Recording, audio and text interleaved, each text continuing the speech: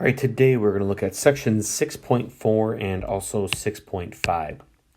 First one, looking at section 6.4, we're talking about the triangle mid-segment theorem. We're going to look at what happens with mid-segments of triangles in the coordinate plane, and then using that mid-segment theorem to find the distances. So first off, looking at how the mid-segment would appear in a triangle. So if we're looking at this triangle here with ABC, first thing we're going to do is find the midpoint, so E. Find the midpoint E of AB.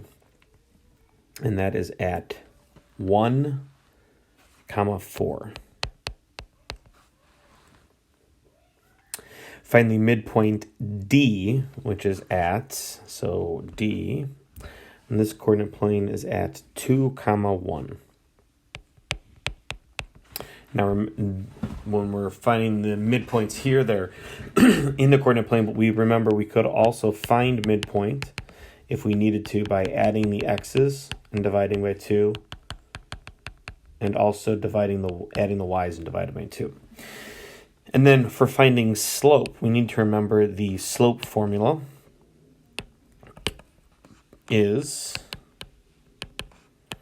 y2 minus y1 over x2 minus x1. We also, in this case, could just look on the graph and do rise over run. So we're looking at the slope of ED. Starting at E, we're going down 1, 2, 3, and to the right 1, which means it's got a slope of -3.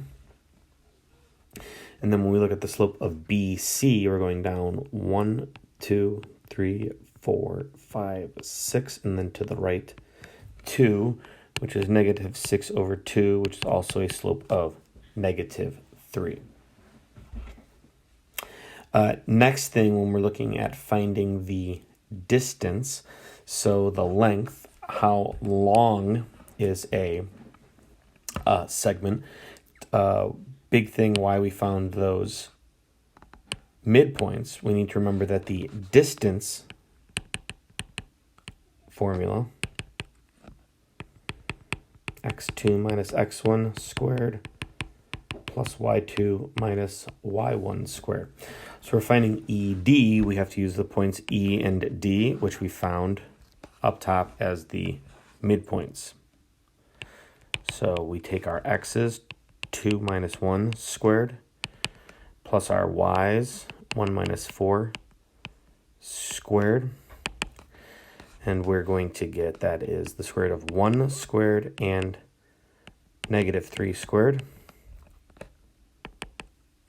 And that's 1 plus 9, so we get the square root of 10.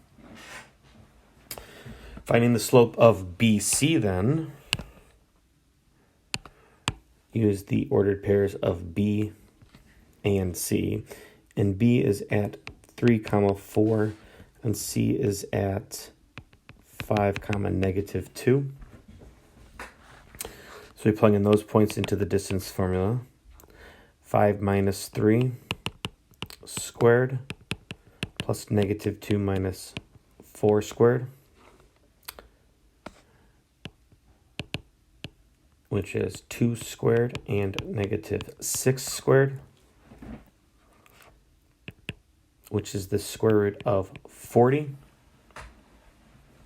And when we simplify the square root of 40, it's root 4 and root 10, which is 2 root 10. So keeping these distances and slopes in mind is going to help us talk about what is going on with this mixed segment. So first off, we're just finding slopes and finding distances. What do we notice about the slopes of ED and BC? So if we go back and look at the slopes, that was parts C and D. And so when I'm looking at the slope of ED and BC, so BC is the side of the triangle and ED goes through in the middle, I notice that the slopes are the same, which means the lines are parallel to each other.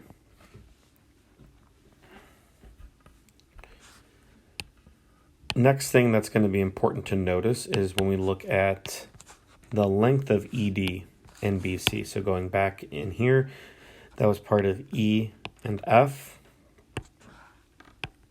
ED equaled root 10 and BC equals 2 root 10, which means that BC is twice as big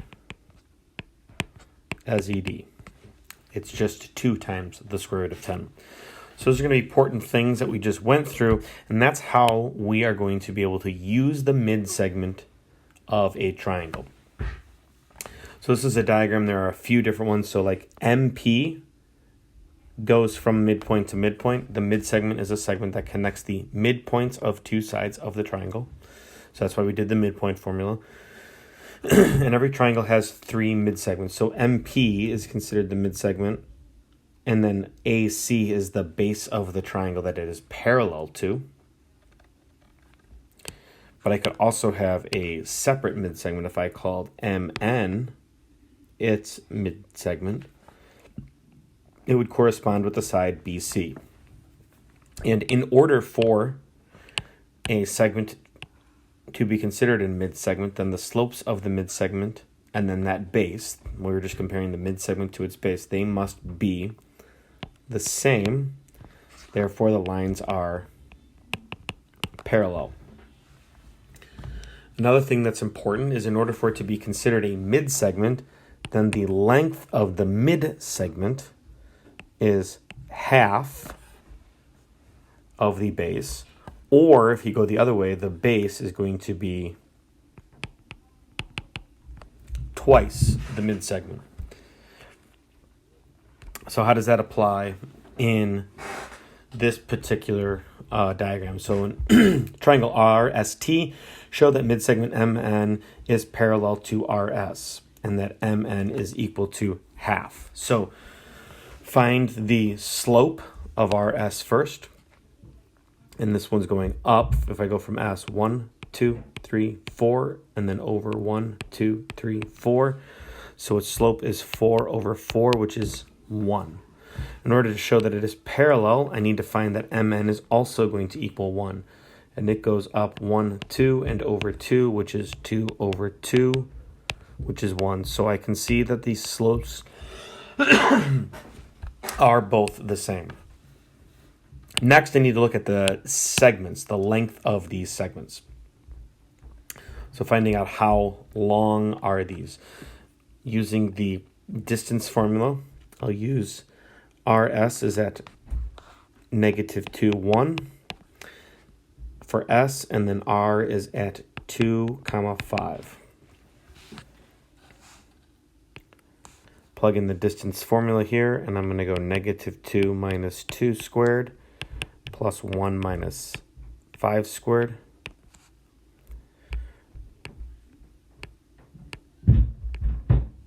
Which is -4 squared. And -4 squared, which is 16 plus 16, which is the square root of 32. When I simplify the square root of 32, 16 and 2, so I'm going to get 4 square root 2.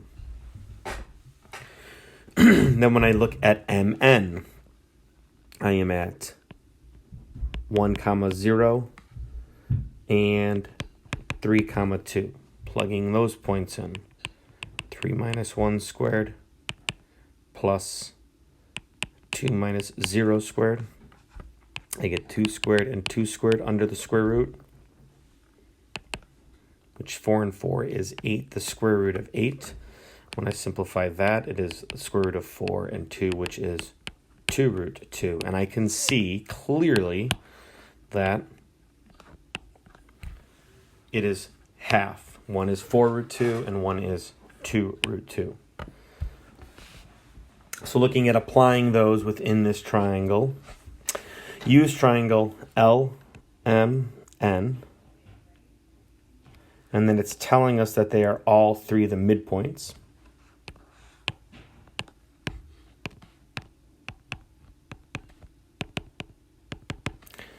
So if LV is 9, then UW. So if LV is 9, we're going to go 9 and 9, which makes this whole side 18, which means the mid-segment UW is going to be 9. LU is 2 times x minus 5, and VW is 8 minus x. Well, since this is the midpoint, this is also going to be 2 times x minus 5. So 8 minus x, being the mid-segment, is going to be equal to one of those, because it's equal to half of the whole thing.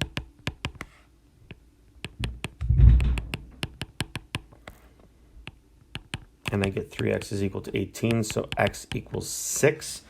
And then when I plug 6 back in to find LM, 6 minus 5 here is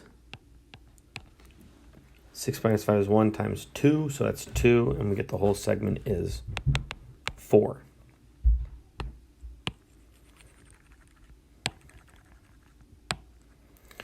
Now looking at NL.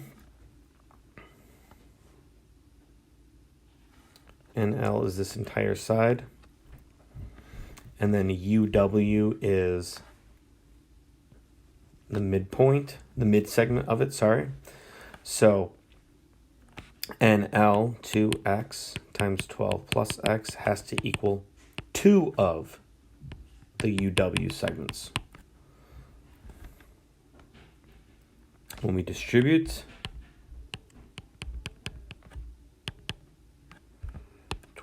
24x plus 2x squared. Over here we need a FOIL.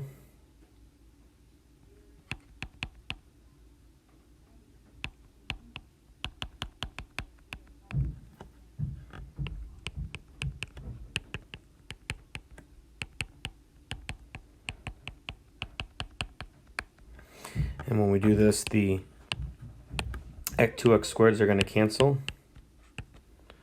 And we're going to get 8x equals 32, so x equals 4.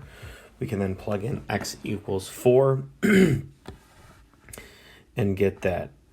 We get, this is 8 times 16.